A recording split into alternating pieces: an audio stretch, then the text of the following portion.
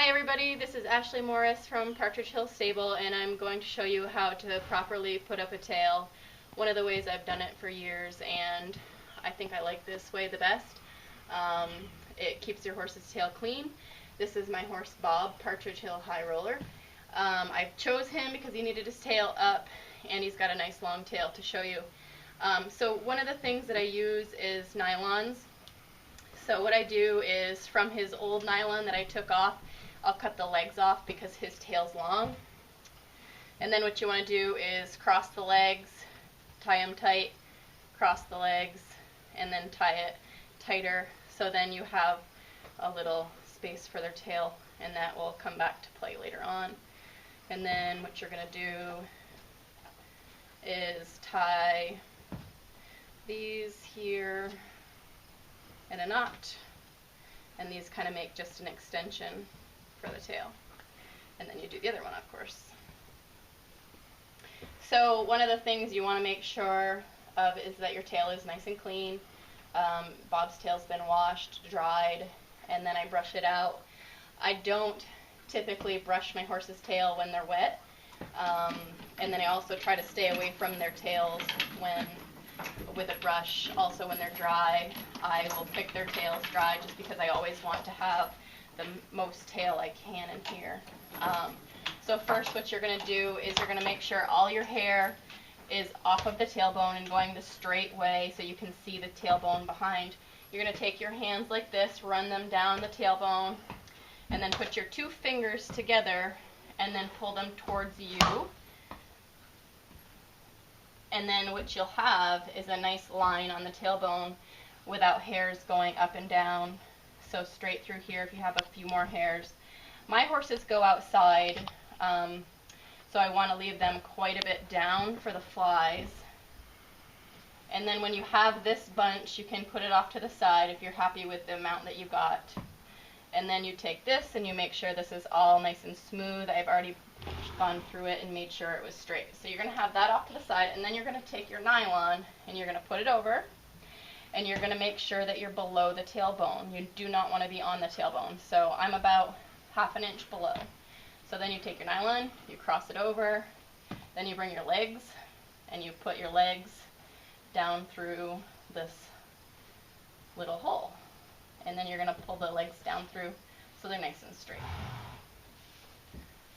And then you just make sure no other hair gets in there and that you're all smooth on the top still. And then what you're going to do is you're just going to pull it tight. So now this is pulled tight, this is still nice and smooth. And then just like any braiding, you're going to break this into 3 pieces. And then you're going to take 2 of your legs and you're going to put your legs in whatever parts you want. And then just keep this top tail out of the way. So now what you're going to do is just braid all the way down. I think one of the big things for a lot of people and why their tails don't stay up is because their braids are too loose. So braid really, really tight. And it might take you a minute. One of the things I did with Bob before is I fly sprayed him so he stands nice and still. So my braid is so tight that you want your fingers to hurt.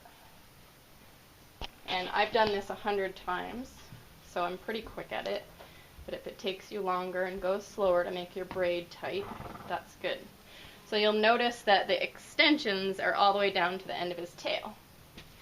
And that is where you're going to tie it off at the end. So we'll braid.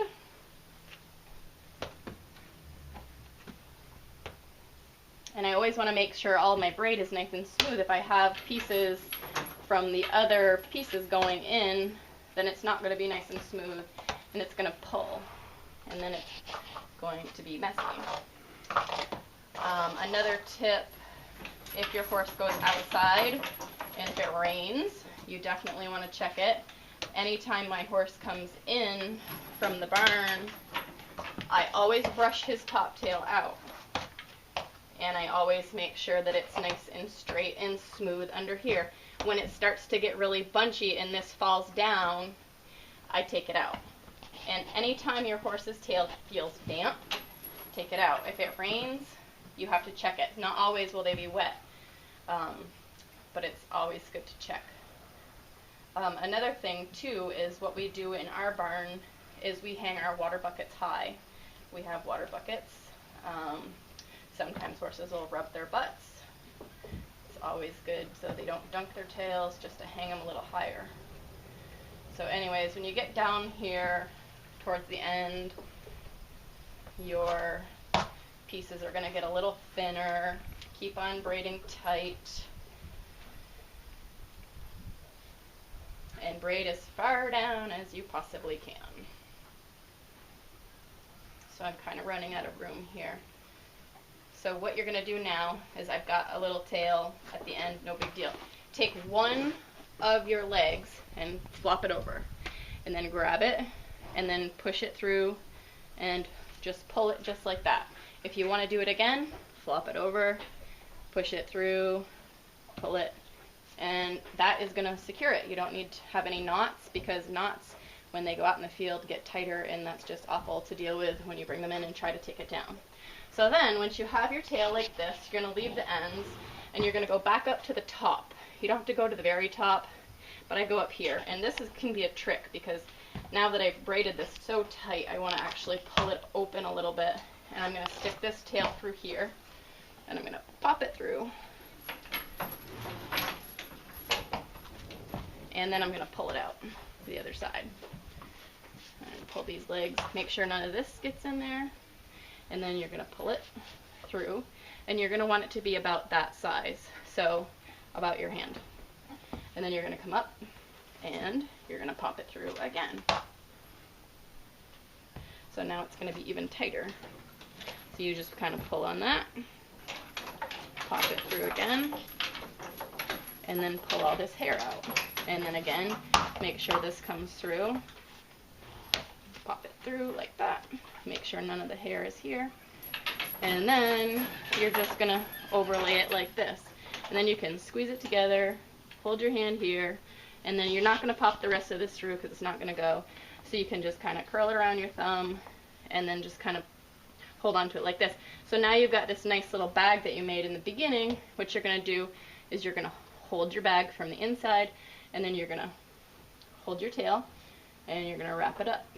So now it's on one side, and then what you're going to do is go over again and wrap it around. And then your tail's going to stay in there nicely.